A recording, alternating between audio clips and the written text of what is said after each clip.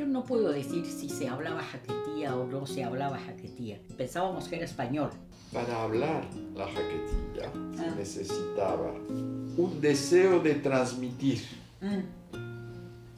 Pero nosotros efectivamente pensábamos que la transmisión era importante, pero otros iban a encargarse de ello.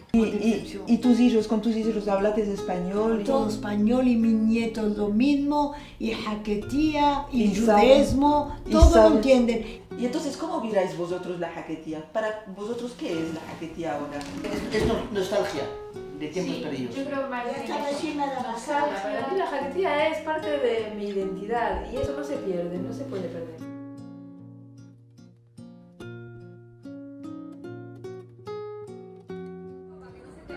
Es un poco como una lucha contracorriente.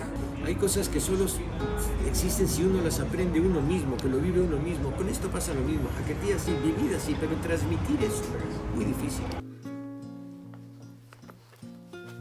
أخلص عند está la حشومة ni el fshush أويرا غير خلخلاص. No sé por qué me mexeí demasiado, años y añiles. Lo llamé y dije, ¿sobre qué? Me chenfeaba, no quería grabar a la descansada de mi madre, no quería hacerlo. Dije, ¿sobre qué?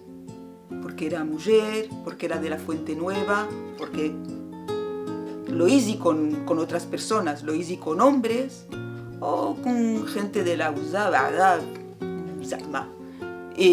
pero a ella no lo hice. Y ahora ¿qué haré? Me mesaré las caras,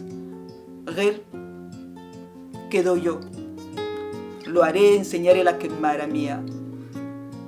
No quiero fahmearme, pero de mi edad no conozco a nadie que hable jaquetía como en mi casa. O aquí estoy. Eso es lo que haré, enseñaré la quemara.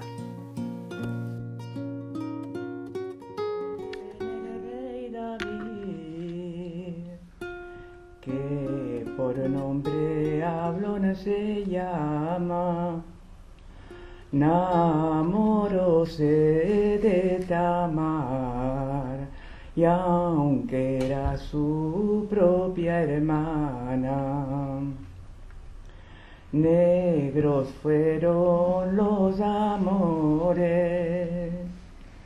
Malo cayó y metido en cama, y un lunes por la mañana